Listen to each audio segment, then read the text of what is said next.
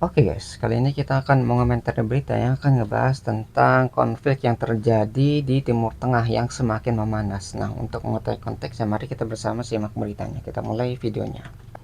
Iran melalui pasukan Garda Revolusinya menyatakan mulai Sabtu 28 Februari tidak ada kapal yang boleh melintas di Selat Hormuz. Tuh ya, Pernyataan itu blokade. disiarkan melalui radio VHF dan diterima kapal-kapal di kawasan Teluk. Dengan suara yang mengatasnamakan Angkatan Laut Garda Revolusi Iran menegaskan semua pelayaran dilarang hingga pemberitahuan lebih lanjut. Di sisi lain, misi Angkatan Laut Uni Eropa Aspides mengonfirmasi bahwa sejumlah kapal memang menerima pesan tersebut. Namun, Iran belum memberikan konfirmasi resmi secara terbuka. Selat Hormuz bukan jalur sembarangan, selat ini adalah urat nadi ekspor minyak dunia yang menghubungkan produsen besar seperti Arab Saudi, Iran, Irak, dan Uni Emirat Arab dengan pasar global. Jika selat ini ditutup, maka harga minyak dan energi di seluruh dunia bisa melambung tinggi. Ya, jadi karena supply ditutup, berarti kan demand-nya dan demand tetap tapi supply nggak ada gitu, sehingga terjadi kelangkaan, sehingga harganya itu akan meningkat gara-gara orang butuh tapi nggak ada barangnya. Ya. Ya, dengan konfirmasi kematian pimpinan tertinggi Iran, Khamenei kemarin tidak hanya mengagetkan Tewas masyarakat ya. Iran, tapi juga warga dunia. Apakah dengan kematian Khamenei ini nantinya akan membuat eskalasi perang antara Iran dan juga Israel ini semakin meluas, atau justru ada cara lain agar perang ini tidak terjadi semakin meluas di wilayah Teluk? Kita akan bergabung dengan narasumber yang sudah hadir di studio. Sudah ada. Jadi pilihannya itu kayak apa? Ketika pemimpin tertingginya itu meninggal, apakah perang itu akan selesai gitu, konflik akan selesai, atau malah makin terjadi eskalasi gitu ya, kayak misalnya perang zaman dulu tuh, perang dunia kedua, itu kan bom atom itu dijatuhkan bukan di kekaisarannya tapi di bagian industrinya gitu ya, sehingga yang kepalanya ini bisa bernegosiasi dengan Amerika itu kan dulu kayak gitu apa ya ceritanya. Tapi sekarang yang apa ya, supreme leadernya atau mungkin pemimpin tertingginya yang tewas gitu kan, dibunuh sama Amerika dan Israel gitu. Apakah ketika setelah dibunuh itu akan menurunkan tensi atau malah menaikkan konflik yang terjadi di Timur Tengah? Jadi pengen balas dendam jadinya. Ketika ingin balas dendam, nggak ada pemimpin yang mengatur, akhirnya makin kacau balau gitu, makin memanas dan bisa mempengaruhi seluruh Timur Tengah jadinya kan konfliknya. Itu yang harus dipertimbangkan, apakah menurun atau malah malah makin terjadi eskalasi konflik ya. Ya, nanti akan menerjemah apa informasi yang disajikan Al Jazeera pada pagi hari ini. Selamat pagi Mas Anan. Assalamualaikum Mas Anan. Kemudian juga ada Mas Faisal Assegaf, analis Timur Tengah. Selamat pagi. Assalamualaikum Mas Faisal. Waalaikumsalam. Sehat ya Bapak? Ya, sehat. Alhamdulillah. Kita akan memantau dulu bagaimana kondisi terkini dan informasi apa yang disajikan oleh Al Jazeera. Boleh Mas Anan membantu untuk mengupdate informasi terbaru seperti apa? Iya, di Al Jazeera sekarang sedang menampilkan beberapa lokasi yang memang menjadi target dari serangan balasan yang dilakukan oleh Iran. Laporan terbaru ini dari posisi di Libanon yang memperhatikan apa yang terjadi di Libanon, bahwa Libanon sendiri memperhatikan atau melihat sebagai pemerintahan bahwa keputusan-keputusan yang dilakukan oleh pemerintah juga melihat bahwa Libanon bisa saja terdampak oleh serangan balasan yang dilakukan oleh Iran karena posisinya yang sangat bersebelahan dengan Israel. Dalam kondisi seperti ini, maka pemerintahan Libanon juga mempersiapkan beberapa kondisi yang memang dianggap strategis untuk mengantisipasi kejadian yang lebih buruk, terutama setelah presiden atau pimpinan tertinggi Iran menjadi salah satu korban dalam serangan paling awal yang dilakukan oleh Amerika Serikat dengan Israel pada tanggal 28 Februari. Bahwa dikatakan juga bahwa yang akan dilakukan juga oleh Iran atau oleh Israel, mereka juga akan melakukan serangan yang terus-menerus kepada Iran. Ini yang menjadi perhatian khusus dari pemerintahan Libanon dalam akhir ini untuk mengantisipasi keadaan yang lebih buruk ke depannya. Gitu ya. Jadi ketika ada dua negara yang konflik gitu, misalnya Timur Tengah itu, ketika ngirim roket kan nggak apa ya, selalu roket itu nyampe di sasaran. Mungkin gara-gara ada kecelakaan, akhirnya roketnya jatuh, dan itu bisa membuat collateral damage atau kerusakan yang apa ya, melebar ke tempat lain yang bukan ke targetnya, sehingga ya tadi negara-negara yang dilintasi roket ataupun berseberangan akhirnya harus berhati-hati gara-gara ya punya ancaman tadi, ada risiko roket itu tidak mengenai sasaran ataupun jatuh di tempat yang salah gitu ya. Jadi negara yang nggak ikutan, yang nggak terlibat, tapi harus terkena dampak dari serangan roket-roket yang menjadi balasan dari negara Iran gitu kan. Itu yang harus apa jadi perhatian juga gitu kan.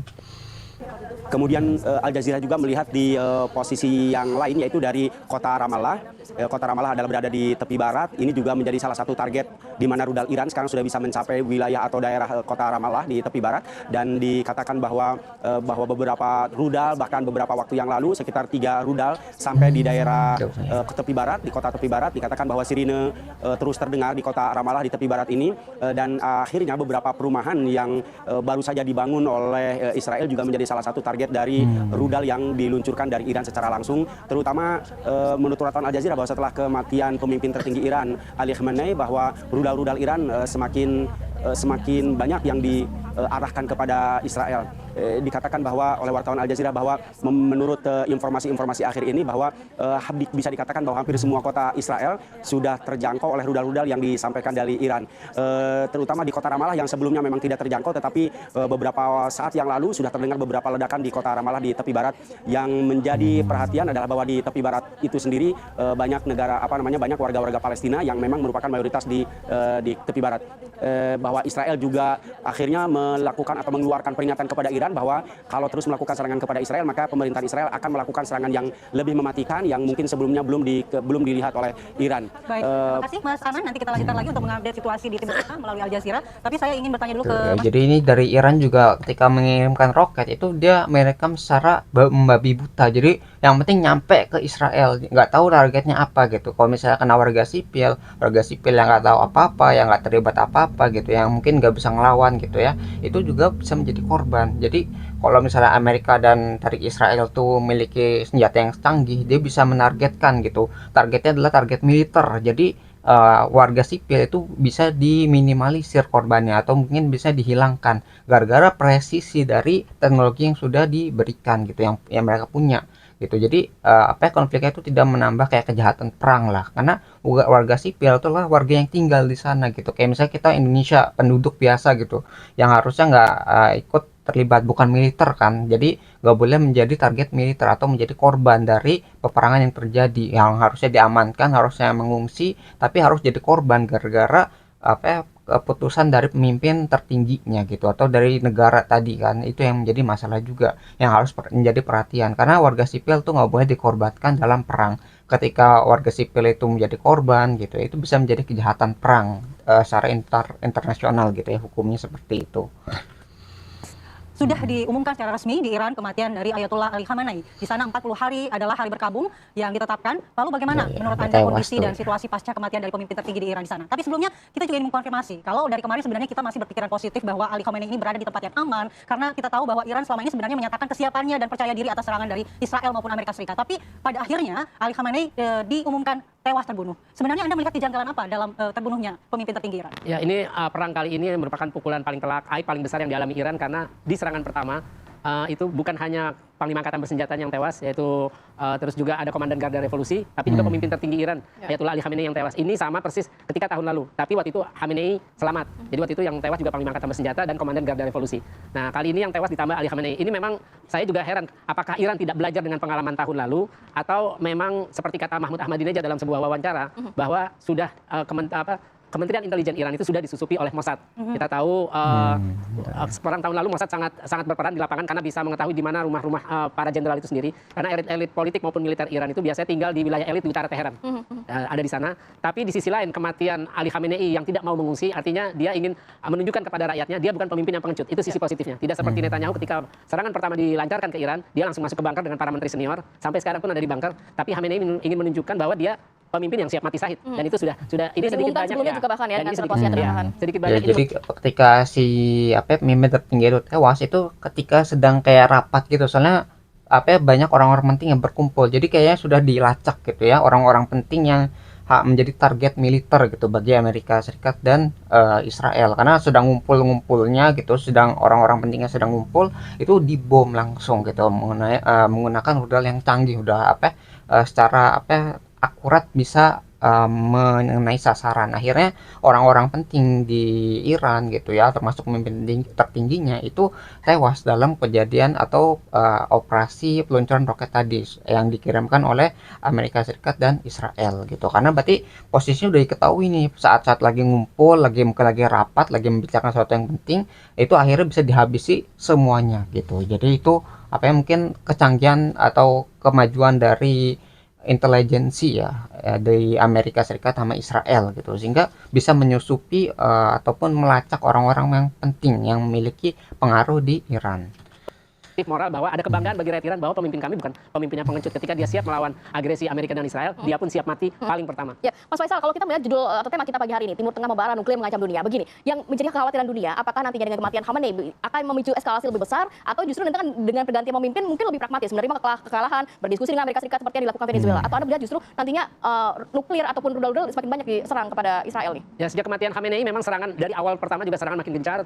Semua pangkalan militer di 7 negara Arab, Yordania, Arab Saudi, Kuwait, Bahrain, terus juga di Uni Emirat Arab, Qatar, itu semua menjadi sasaran serangan. Ya. Bahkan juga ada hotel, kita tahu, terus juga ada gedung apartemen yang diyakini sebagai tempat kedutaan besar Israel di Uni Emirat Arab, itu juga diserang. Di Dubai juga diserang. Bandara bahkan juga ada diserang. Bandara juga. Nah, ini yang disayangkan, ada bandara sipil seperti Bandara Dubai dengan Bandara Abu Dhabi dan Kuwait pun juga menjadi sasaran serangan. Yang jelas Iran sudah menyatakan mereka tidak mau berhenti, dan saya malah melihat sebaliknya. Ini yang terbaru perkembangannya ketika peluru kendali Iran hipersonik itu menghantam permukiman warga Israel di Yerusalem Barat, itu Beit Shemesh. Itu yang tewas 9 orang, sudah terbaru 9 orang. Terus juga kemarin juga semalam itu juga ketika terjadi ketika Netanyahu sedang rapat di dalam bunker, itu juga Iran melakukan serangan peluru kendali dan itu menghantam Yerusalem Barat yang diklaim Israel sejak 1967.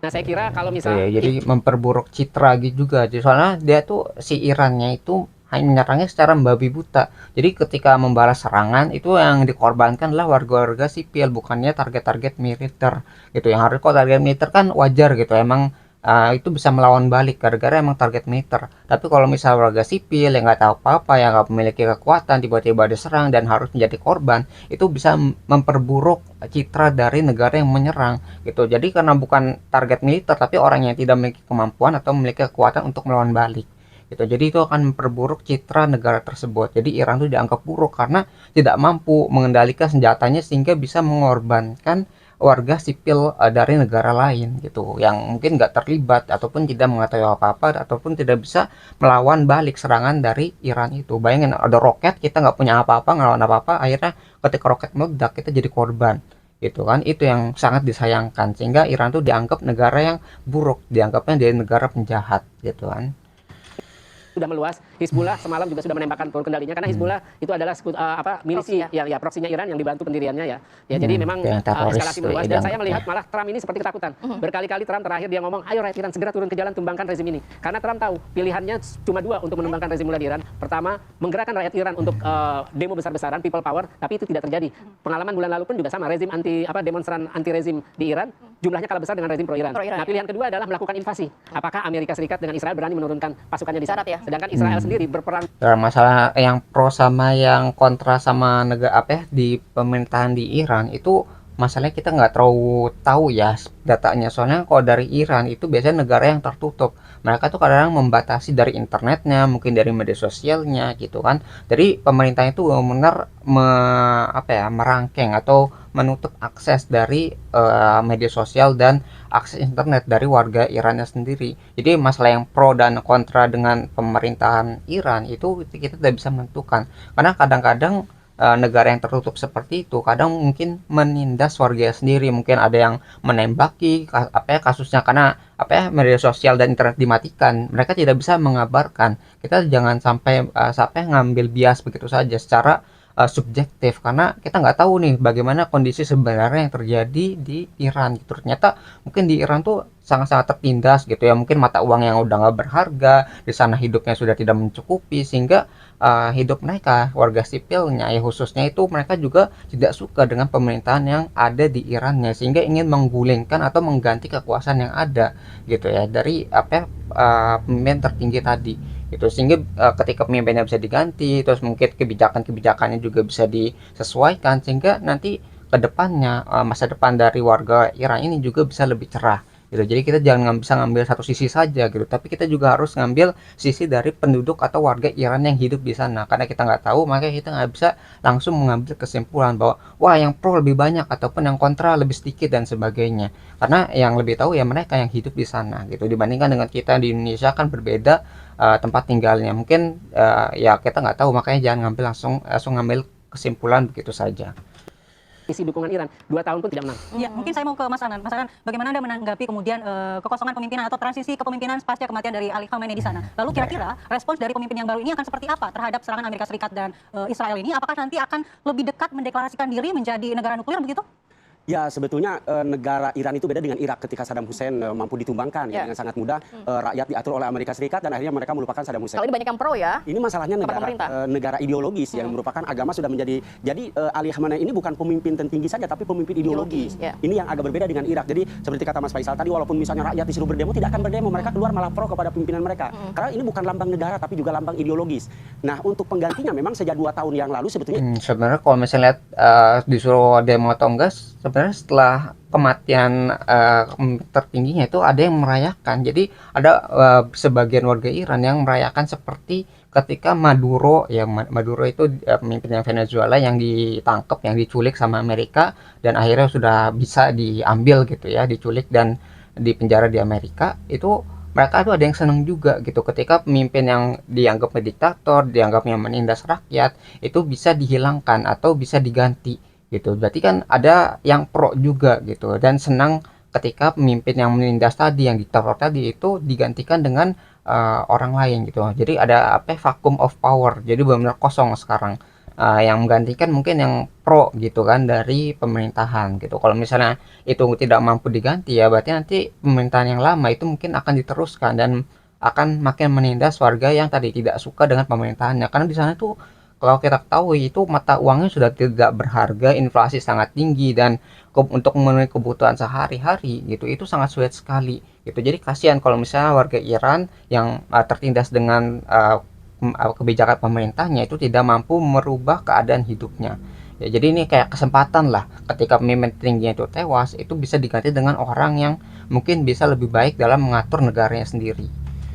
ada 4 nama yang sudah disiapkan, tetapi yang paling muncul ke atas dan pengaruhnya di Iran cukup kuat yaitu anak kedua, putra kedua dari Ali Khamenei, yaitu yang terkenal dengan namanya itu Mujtaba Khamenei. Ini adalah anak kedua daripada Ali Khamenei. Ini memang sudah dikader, punya pengaruh yang sangat kuat di Dewan Revolusi, di Garda Revolusi sangat kuat juga, di intelijen juga sangat kuat juga. Sebetulnya beliau selama ini lebih banyak dikader selama 2 tahun terakhir disiapkan dan sudah banyak terlibat di pemerintahan, tapi lebih di balik layar. Nah, maka kemungkinan yang akan melanjutkannya adalah Mujtaba Khamenei ini yang sudah dipilih, walaupun ada beberapa nama-nama lainnya misalnya kayak Ali Reza Arafi, tapi itu tidak terkenal gitu ya, kurang begitu mendapat dukungan. Tapi kalau Mujtaba baik dari rakyat dan juga dari Dewan Pakar ya yang 88 orang itu, mereka juga sangat setuju untuk mengangkat Mujtaba Khamenei untuk menjadi pengganti pimpinan tertinggi di Iran. Jadi sebagai negara yang berdasar kepada ideologi tertentu yaitu Syiah dalam hal ini, memang akan sangat berbeda dengan negara demokratis. Ketika pimpinannya hilang maka mungkin akan dengan mudah berubah haluan. Karena ini negara ideologis, maka mereka akan menjalankan konstitusi yang sudah mereka dirikan sejak Revolusi Islam Iran. Jadi dengan sangat mudah kader-kader itu akan datang dengan sendirinya. Dan itu sudah disiapkan memang sejak 2 tahun yang lalu, yaitu Mujtaba Khamenei tersebut. Oke, Mas Faisal berarti tadi kurang lebih sama ya, dalam arti Iran ini nantinya juga akan tetap menjalankan prinsip yang dijalankan oleh Khamenei, walaupun nanti kepemimpinannya berubah begitu. Siapapun yang nanti memimpin juga tetap akan menjalankan hal yang serupa begitu. Anda melihatnya apakah nantinya kalau kita sebutlah ini perang sebenarnya perang akibat provokasi Israel begitu ya, dengan strategi yang dijalankan Netanyahu menginginkan mungkin negara-negara Teluk ini juga akhirnya terpancing ikut dalam perang tersebut sehingga mungkin agenda besar Israel Raya ini dapat tercapai. Tapi Anda melihat strategi apa yang nantinya bisa dijalankan oleh Iran sehingga cita-cita dari Israel tidak akan tercapai di sana? Ya, yang pertama Iran memang harus membalas serangan yang Sabtu kemarin, karena ya itu tadi, karena mereka sudah kena pukulan telak, itu adalah aib besar. Pertama mereka harus membalas dan mereka sudah buktikan itu. Itu sekarang semua negara di Arab Teluk itu sekarang seperti lumpuh ekonominya, bandara ditutup, terus warga suruh diam di rumah, semuanya ditutup. Nah, ini kenapa dia harus membalas seperti itu? Karena elit-elit Iran, kepemimpinan Iran harus menjaga kredibilitas rezimnya. Masa dalam 2 kali perang hanya beda setahun kok langsung tewas? Bahkan belum sampai 24 jam. Tidak sampai 24 jam, serangan pertama langsung tewas. Itu kan memalukan untuk sebuah kredibilitas rezim. Makanya Iran harus membalas dengan sangat dahsyat. Itu pun sudah dilakukan. Yang kedua, Iran harus menjaga moral dari pasukannya. Kalau misalkan pemimpin tertinggi tewas terus tiba-tiba membalasnya tidak begitu dahsyat, itu akan menjadi pertanyaan bagi pasukan. Itu moralnya akan karena sedikit banyak. Ini kan pemimpin tertinggi ini kan simbol pemersatu, pemimpin paling tinggi di Iran, posisinya sebagai kepala negara, kalau presidennya sebagai kepala pemerintahan. Jadi otomatis harus memelihara itu. Ketiga adalah memelihara martabat dan harkat bangsa Iran. Bangsa Iran ini kan dulu Persia pernah menguasai dunia, otomatis kan ini yang harus dijaga marwahnya. Nah, Iran ini adalah sekarang satu-satunya negara berpenduduk mayoritas muslim di dunia yang masih tidak mau tunduk didikte oleh Amerika. Kita bisa bayangkan kalau rezim ini berganti, Palestina yang bagi saya tesis yang saya tulis 2008 itu negara khayalan, ya itu makin kuat buktinya bahwa tidak akan pernah ada negara Palestina. Kita lihat ketika banyak negara muslim seperti Indonesia, Arab Saudi, Turki tunduk masuk Dewan Perdamaian, yang kata Trump itu untuk kepentingan Palestina sebenarnya bukan, cuma Iran yang tidak mau ikut dalam masuk itu, karena memang Iran anti Zionis. Bagi Iran selama rezim Zionis masih ada, ya mereka akan tetap ada dan tetap mengobarkan perlawanan melalui proksi-proksinya. Mas Anan, bagaimana sih media-media di sana menganalisa adanya kemungkinan skenario terburuk nih jika memang Iran kemudian meningkatkan pengayaan uraniumnya ke level senjata? Ada nggak yang menganalisis terkait kemungkinan itu? Ya kalau kemungkinan ke sana pasti itu kan memang sudah disetting oleh Amerika Serikat. Salah satu propagandanya memang yang paling ditakutkan kan hal tersebut. Walaupun ini juga sampai hari ini kan belum bisa terbukti. Tapi itu sudah menjadi dasar legalitas bagi Amerika untuk melakukan serangan. Kalau pihak-pihak di Timur Tengah hari ini sebetulnya bukan ke permasalahan apakah Iran itu mengaya uranium untuk kepentingan nuklir atau bukan. Tapi permasalahannya adalah yang dirasakan, yang dilihat hari ini oleh media-media di Timur Tengah adalah dampak balasan Iran yang seperti kontradiktif dengan tujuan awal. Seperti apa contohnya, Mas Anan? Contohnya begini, kenapa Iran malah membalas ke pangkalan-pangkalan militer Amerika Serikat yang ada di negara di Timur Tengah? Kenapa tidak fokus kepada Israel saja begitu? Israel saja misalnya. Kalau Iran misalnya membalasnya itu fokus kepada Israel saja, maka akan mendapatkan dukungan moral dari negara-negara Timur Tengah. Sekarang ketika semuanya dibikin api di tiap negara, justru negara-negara Timur Tengah itu malah menjadi baik rakyatnya ataupun juga pemerintahannya malah mengutuk Iran itu sendiri. Harusnya kan dalam kondisi seperti ini bagaimana Iran itu mendapatkan minimal itu dukungan dari negara tetangga di wilayah di Timur Tengah. Sekarang dengan Qatar mungkin sudah 2 kali dengan yang perang 12 hari itu gitu kan ya. Qatar, Dubai, terus juga Kuwait, Bahrain semuanya kena dampak itu. Akhirnya otomatis negara ini merasa bagaimanapun pangkalan militer itu walaupun itu adalah Amerika Serikat, tapi itu adalah otoritas kedaulatan negara tersebut. Maka Iran dianggap sudah melakukan pelanggaran. Memang sedikit dilematis bagi Iran kalau tidak melakukan serangan kepada pangkalan militer Amerika Serikat yang di Timur Tengah. Ini juga akan menjadi Tapi tadi dikatakan harus ada pride, harus ada balasan yang dilakukan oleh Iran atas perlakuan kalau menurut saya lebih baik kepada Israel dan kepada kapal induk sebetulnya yang harus dilakukan. Ya karena kalaupun pangkalan ini dihabisi, tapi kalau kapal induknya tidak, maka itu tetap saja bisa melakukan serangan. Nanti kita minta Jadi kayak serangan membabi buta dari Iran itu bisa menurunkan citranya gitu kan. Jadi negara-negara yang harusnya nggak terlibat, nggak menjadi korban, akhirnya ketika dikirimkan rudal-rudal tadi itu dan mungkin tidak mengenai sasarannya, akhirnya bisa menurunkan persetujuan gitu dari negara-negara sekitar Irannya. Ya mungkin awalnya mendukung gitu ya negara Iran, mungkin jadi nggak ikut campur, tapi gara-gara serangan balasan dari Iran yang membabi buta, akhirnya bertentangan dengan Iran dan akhirnya negara Iran itu tidak mendapatkan dukungan dari negara-negara di sekitarnya, karena ya tadi negara sekitarnya yang harus menjadi temannya gitu, jadi tetangganya, tapi diserang juga gitu. Itu yang menjadi masalah gitu. Jadi harus ada penjagaan citra juga secara internasional. Ketika dari internasional itu tidak dihormati, ya mereka tidak akan didukung gitu dari negara-negara di sekitar Timur Tengah tersebut gitu. Jadi ya akan lebih mirip mungkin negara-negara Amerika dan Israel yang mungkin melindungi negara mereka gitu kan. Itu yang harus dipikirkan ke depannya. Jadi nggak cuma ingin membalas dendam saja, tapi bagaimana dampak ke depannya ketika negara Iran itu tidak dihargai sama sekali sama negara-negara tetangganya. Ya. juga terkait itu, namun kita harus jeda sejenak. Nanti juga kita ada laporan langsung dari Teheran bersama dengan kontributor kita di sana. Sesaat lagi pemirsa. Selamat pagi Bang Idrus, waktu Jakarta. Boleh diupdate Bang informasi yang beredar saat ini di sana seperti apa setelah kematian Khamenei? Apakah memang serangan-serangan secara masif akan terus dilakukan oleh Iran? Bang Idrus silakan. Ya, Assalamualaikum warahmatullahi wabarakatuh. Selamat pagi waktu Indonesia. Hari ini pukul 4 waktu Iran. Serangan Israel kepada Iran masih terus kita dengar sampai pukul 11.30 malam lalu, dan juga seperti yang kita ketahui juga bahwa masyarakat Iran sampai tadi malam pukul 12 atau bahkan sampai pukul 1 masih terus membanjiri jalanan-jalanan di kota-kota Iran, terutama di pusat-pusat kota seperti di Teheran, di Azadi Square. Mereka tetap membanjiri pusat-pusat kota tersebut untuk berkumpul melantunkan doa sembari berduka atas meninggalnya pemimpin mereka. Walaupun di atas langit Teheran kita masih mendengar dentuman-dentuman benturan antara air defense dan juga drone maupun rudal yang dikirim oleh Israel, tapi masyarakat Iran tetap berada di bawah benturan-benturan air defense dan rudal-rudal Israel tanpa ada yang merasa takut. Bahkan tidak ada satupun yang lari ketika Israel masih menyerang Iran pada malam tersebut. Di sini masyarakat Iran antiknya malah menuntut kepada pemerintahan untuk terus membalas serangan-serangan dari rezim Zionis Israel dan juga Amerika yang telah begitu kurang ajarnya istilahnya menyerang Tehran dan juga membunuh pemimpinnya, sehingga masyarakat Iran sendiri yang menuntut pemerintahannya untuk terus melancarkan serangan.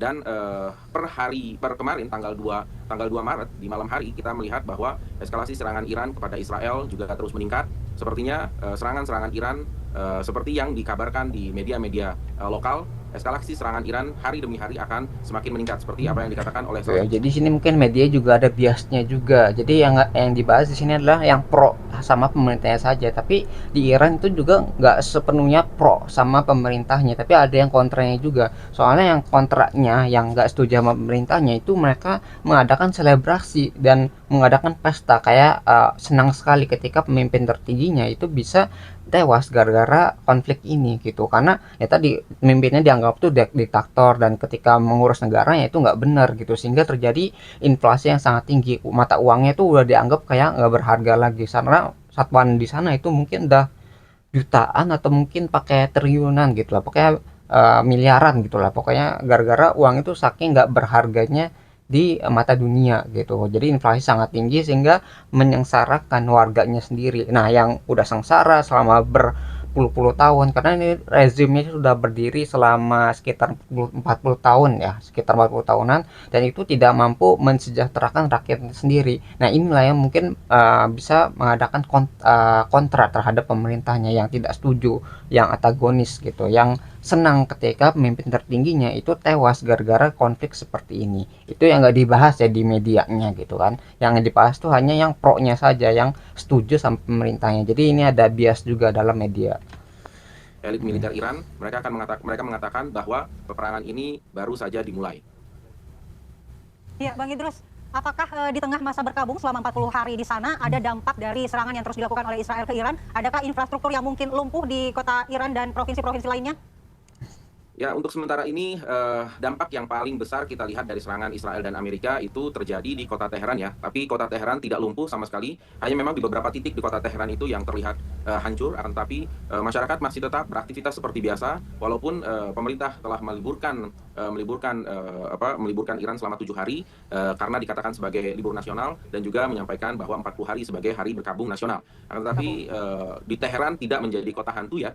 Tidak sama sekali masyarakat Teheran mengkosongkan kota Teheran. Bahkan setiap sholat ataupun selepas buka puasa, seperti contohnya kemarin tanggal 2 Maret, selepas buka puasa masyarakat malah memenuhi pusat kota Teheran untuk duduk bareng-bareng. Jadi sampai saat ini tidak ada infrastruktur yang hancur total dan juga tidak ada sama sekali istilahnya kekosongan atau kota-kota yang diserang oleh Israel dan juga Amerika menjadi kota hantu yang kosong, di mana masyarakatnya lari dari kota tersebut. Baik. Mungkin singkat Bang Idrus, kita penasaran walaupun saat ini masa berkabung 40 hari dan juga mungkin Majelis Ahli Kepemimpinan masih akan memutuskan siapa yang akan menggantikan Khamenei, tapi untuk update terkait penggantian kepemimpinan ini seperti apa di sana? Apakah ada batas waktu, tenggat waktu yang dilakukan nantinya harus segera memilih pemimpin yang baru? Tentu saja pemilihan pemimpin tertinggi Iran yang baru harus segera dilakukan, walaupun saat ini telah ditentukan bahwa Ali Reza Arafi menjadi pengganti sementara yang didukung oleh dua orang, yaitu Masud Pezeshkian dan juga Izai. Tetapi pemilihan pemimpin selanjutnya pasti akan segera terjadi dan juga pasti akan segera dilakukan oleh para ahli, pakar politik dan juga pakar agama Iran. Sementara ini belum ada, malah di media lokal Iran belum ada nama-nama yang keluar ya, bahkan hanya sedikit-sedikit isu bahwa seperti Ali Reza Arafi dan juga Mujtaba Khomeini, bahkan Ali Khomeini yang merupakan cucu dari Imam Khomeini itu merupakan salah satu kandidat kuat. Tetapi nama-nama ini tidak secara resmi diumumkan oleh pakar ahli yang disebut dengan Majelis Kubregon. Baik, terima kasih Bang Said Idrus Al-Hamid atas informasinya. Selalu jaga keselamatan Anda di sana bersama dengan keluarga. Assalamualaikum. Oke, terima kasih. Waalaikumsalam. Kita kembali lanjutkan dialog. Baik, Mas Faisal, tadi mungkin bisa menanggapi apa yang disayangkan oleh Mas Anan nih. Kenapa Iran kemudian tidak fokus menyerang Israel saja, tetapi kemudian menyerang juga pangkalan-pangkalan militer yang berdampak pada kota-kota di mana pangkalan militer itu berada, seperti misalnya di Qatar, Dubai, dan juga Arab Saudi? Ya karena basis-basis militer Amerika Serikat di negara-negara Arab Teluk itu sendiri adalah ya basis untuk juga melakukan serangan, melakukan persiapan, ya otomatis itu menjadi target yang sah dalam perang. Walaupun dia berada di wilayah negara lain, itu Iran itu sebelumnya sudah mengontak bahwa mereka bukan untuk menyerang kepentingan negara tersebut, tapi kepentingan Amerika di negara tersebut, yaitu fasilitas, yaitu tadi pangkalan-pangkalan militer. Dan Iran saya kira berbeda strateginya dengan perang tahun lalu, ketika mereka cuma menyerang Qatar. Kali ini mereka dengan istilahnya Iran ini ingin melumpuhkan kekuatan Amerika di Arab Teluk. Jadi ya mau nggak mau pangkalan militer itu akan selalu diserang. Ya termasuk Bahrain itu berkali-kali. Terus juga Al-Udaid, Qatar juga berkali-kali. Di Kuwait juga terakhir itu beritanya 3 tentara Amerika tewas yang di pangkalan militer Amerika di Kuwait yang diserang. Jadi kalau misalnya mau mengadakan serangan balasan di negara-negara Timur Tengah harusnya dengan teknologi yang presisi. Jadi benar menemui target yang ditargetkan gitu. Jadi targetnya apa, khawatirnya kalau misalnya nggak presisi, meleset, akhirnya bisa kena target yang warga sipilnya, itu yang berbahaya. Jadi kalau misalnya mau mengirimkan serangan-serangan tadi, itu jangan sampai mengenai orang yang tidak bersalah, yang warga sipilnya itu. Itu yang dianggap buruk gara-gara ya tadi serangannya itu membabi buta dan bisa mengenai target sipil kayak misalnya bandara gitu atau mungkin pemukiman gitu yang tidak ada kaitannya dengan target militer. Itu kan kalau militer mereka bisa punya serangan anti roket balasan gitu sehingga kalau ada roket yang datang itu mungkin bisa diintercept. Nah itu kan berarti bisa ngelawan tuh negara kayak base militernya. Tapi kalau negara yang sipil ya rumah-rumah sipil mungkin bandara itu kan tidak memiliki kapasitas seperti itu. Nah itu yang dianggap buruk tadi gara-gara serangannya membabi buta dan menyerang warga yang tidak bersalah ya warga sipilnya gitu kan. Cara mengenai nantinya mungkin sekutu dari Iran ini, kita tidak berharap eskalasi akan semakin meluas. Tapi kalau ternyata ikut campur, ikut membantu Iran seperti Rusia membantu Iran misalnya begitu, akankah eskalasinya akan semakin meluas justru seharusnya mereka menahan diri atau justru lebih baik mereka juga ikut membantu? Saya pikir Rusia ataupun juga bahkan mungkin Cina ya dalam hal ini akan sangat sulit untuk membantu apa yang terjadi di Iran hari ini, kecuali mungkin bantuannya misalnya dalam batas teknologi atau dalam batas senjata atau mungkin dalam batas data-data intelijen. Tapi kalau secara turun langsung ya kita tahu Rusia juga sekarang sedang berperang sendiri dengan Ukraina. Ya sementara dalam hal ini China juga mempunyai kepentingan yang besar dalam hal ini, yaitu maksudnya ini bukan wilayahnya untuk ikut terjun berperang di situ, kecuali tadi dukungan sebatas kepada analisa intelijen atau kepada teknologi seperti ini yang sudah berjalan, yaitu kerjasama bidang teknologi canggih, yaitu bidang misalnya bidang GPS rudal yang selama ini dipakai oleh Iran perang hari ini. Sehingga ya saya pikir dalam hal ini maka Iran sebagai negara ideologis tadi yang sangat kuat itu ya pasti akan berjuang berperang melawan Amerika Israel sendirian. Apakah mungkin hanya dibantu oleh proksi-proksi seperti dikatakan Hezbollah, kemudian Houthi dan Hamas?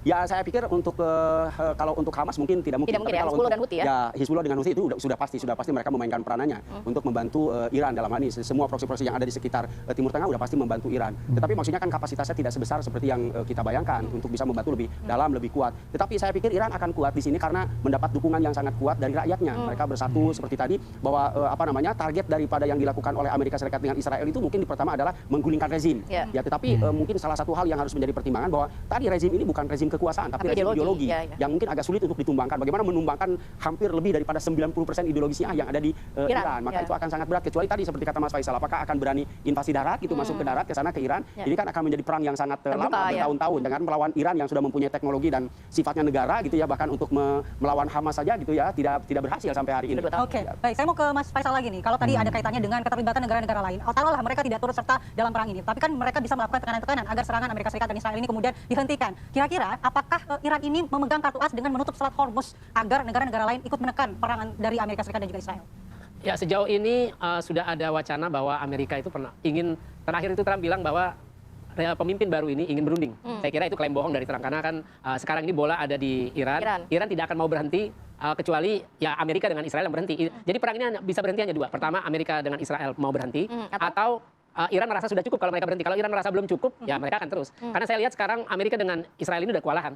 Mereka pertama berkoar-koar bahwa bisa, itu laporan New York Times, mereka hanya 4 hari waktu itu. Serangan intensif ini 4 hari, tujuannya itu tadi mengganti rezim, tapi ternyata ya Iran ini nggak semudah itu. Ya seperti kata Mas Anan, ini negara ideologi 90% Syiah, terus juga ini konsepnya wilayatul faqih di mana pemimpin tertinggi itu ya orang yang memang sangat dihormati, yang punya kualifikasi yang sangat ketat. Kita tahu di Iran untuk presiden saja syarat minimum pendidikan itu S2. Itu menunjuk ya karena Iran merasa sebagai bangsa besar, jadi kualifikasi pemimpin pun ya harus tinggi, harus ketat seperti itu. Ya saya kira ya Iran akan bola sekarang ada di Iran, bahwa Iran akan terus melakukan serangan. Kita tahu di Beit Shemesh tadi seperti saya sebutkan daerah Yerusalem, pemukiman Yahudi itu 9 orang yang tewas 40. Jadi Tel Aviv dan Haifa juga sudah luluh lantak. Sekarang Yerusalem juga Yerusalem Barat yang menjadi yang mereka jadikan sebagai ibu kota Israel itu juga sudah mulai menjadi sasaran serangan. Cuma memang dari awal seperti perang tahun lalu, dari hari pertama serangan militer Israel sudah menerapkan sensor. Jadi ada laporan ABC News itu pun yang disensor. Jadi ketika wartawannya melaporkan, jadi militer Israel seperti perang tahun lalu melarang siapapun wartawan atau warga sipil merekam peluru kendali Iran yang jatuh di fasilitas militer di Israel. Karena kalau itu ketahuan ke publik, otomatis ya itu akan geger dan mentalitas. Kan para serdadu Israel juga sudah trauma, sudah pada stres dan depresi melawan Hamas pun 2 tahun mereka tidak menang. Apalagi ini kekuatannya jauh lebih besar ketimbang Hamas ataupun Hizbullah. Ya pastinya juga kita akan terus mengupdate bagaimana perkembangan nantinya ya. Terkini kita berharap ya perang ini tidak semakin meluas nantinya dan juga akan ada win-win solution antara kedua belah pihak. Terima kasih banyak Mas Anan. Mas Faisal. Gitu ya. Jadi kalau kita lihat dari beritanya atau diskusinya gitu ya, itu digambarkan bahwa Iran tuh menjadi korban di sini. Padahal kalau kita lihat secara objektif ya Iran sama Amerika Serikat mungkin sama Israel juga itu dianggapnya negara yang melakukan keburukan juga. Jadi nggak ada yang benar-benar baik di sini, benar-benar yang melakukan kebaikan. Jadi dua negara yang konflik ini itu sebenarnya memiliki keburukannya masing-masing. Misalnya di Amerika Serikat dan Israel tadi kan gara-gara konflik di Timur Tengah, gara-gara punya kepentingan akhirnya ingin menyingkirkan Iran gitu. Dan Iran juga sebenarnya memiliki keburukan gitu kan, gara ya pemerintahannya, rezimnya itu juga dianggapnya diktator dan tadi ya semena-mena dengan warganya sendiri, sehingga pemerintahannya itu nggak benar, inflasinya sangat tinggi, warganya sangat tertindas gitu ya, untuk memenuhi kebutuhan sehari-harinya itu tidak terpenuhi gara-gara inflasi yang sangat tinggi. Ya itu juga jadi masalah yang nggak dibahas. Dan berapa kejadian kemarin itu kan internet, media sosial itu benar-benar ditutup aksesnya, dan mungkin ada pematian kayak listrik juga gitu ya, jadi benar-benar dipadamkan untuk meredam kayak pemberontakan di dalam negeri tersebut. Jadi bisa dikabarkan juga menggunakan senjata tajam ya, yang senjata peluru tajam gitu ya, peluru tajam untuk meredam demo yang terjadi di Iran tersebut. Nah itu yang mungkin nggak dibahas sama media-media gitu kan. Padahal kalau misalnya kita lihat itu ada kejahatan kemanusiaan kan, tadi yang harusnya demo itu secara damai gitu ya, tapi diredam dengan peluru tajam. Kayak mungkin kalau kita kejadiannya itu kayak tahun 98 gitu, ketika ada korban yang meninggal gara-gara peluru tajam tadi gitu. Itu yang nggak dibahas sama media-media yang mewarnai Iran itu sebagai korban. Ya itu juga yang mungkin harus kita pertimbangkan ketika mengambil keputusan, wah Iran tuh negara yang baik, negara yang jadi korban, negara yang ditindas sama Amerika dan Israel. Tapi kenyataannya itu nggak begitu gitu, karena negaranya juga memiliki kayak kejahatannya masing-masing. Jadi nggak benar-benar kita anggap Iran tuh benar-benar baik juga di sini. Jadi Amerika Serikat dan Israel tuh punya kepentingan jadi yang rusuh di Timur Tengah, dan si Iran juga itu memiliki keburukan dalam masa pemerintahannya, terus masalah pengurusan tadi konflik Amerika sama Israel, sehingga bukan menurunkan eskalasi, menurunkan tensi, tapi malah menaikkan, jadi terjadi eskalasi. Itu kan akan mengorbankan warga sipilnya. Jadi yang udah sengsara gitu ya, makin sengsara lagi, bukan adanya peningkatan secara kesejahteraan. Dan harus kita ketahui juga bahwa Iran ini juga menjadi sponsor dari kelompok-kelompok yang dianggap teroris kayak tadi ya, mungkin Hamas, Houthi itu juga dibiayai oleh Iran ini ya. Jadi uang-uang yang harusnya itu bisa dimanfaatkan untuk warganya sendiri gitu ya, untuk meningkatkan kesejahteraan, uangnya itu malah dialihkan ke persenjataan sama kelompok-kelompok teroris tadi gitu ya, yang mungkin tidak berdampak atau tidak bermanfaat langsung pada warganya gitu. Jadi kekayaan alamnya atau kekayaan dari yang dipunyai negaranya, devisanya gitu ya, itu tidak dimanfaatkan untuk mengembangkan negara atau memperbaiki kesejahteraan rakyatnya sendiri. Itu juga yang bisa menjadi pertimbangan bahwa berita atau media gitu itu bisa bias juga, jadi hanya mengambil satu sisi dari suatu permasalahan, padahal ada dua sisi nih. Ternyata Iran juga nggak benar-benar baik dan memiliki kejahatan ataupun keburukan yang tidak diungkap, tidak dibicarakan ataupun tidak dilaporkan secara jujur ya. Jadi itu jadi pertimbangan juga kalau kalian lihat, wah Iran jadi korban atau negara yang tertindas, negara yang diserang sama Amerika Serikat dan Israel saja gitu ya. Jadi itu yang mungkin bisa jadi tambahan gitu ya ketika kita melihat diskusi seperti ini. Nah mungkin kalau kalian tertarik dengan sumber beritanya yang sudah saya cantumkan di deskripsi video. Mungkin sekian yang bisa saya sampaikan, semoga videonya bisa bermanfaat. Kurang lebih mohon maaf, kita ketemu lagi di pembahasan selanjutnya, insya Allah.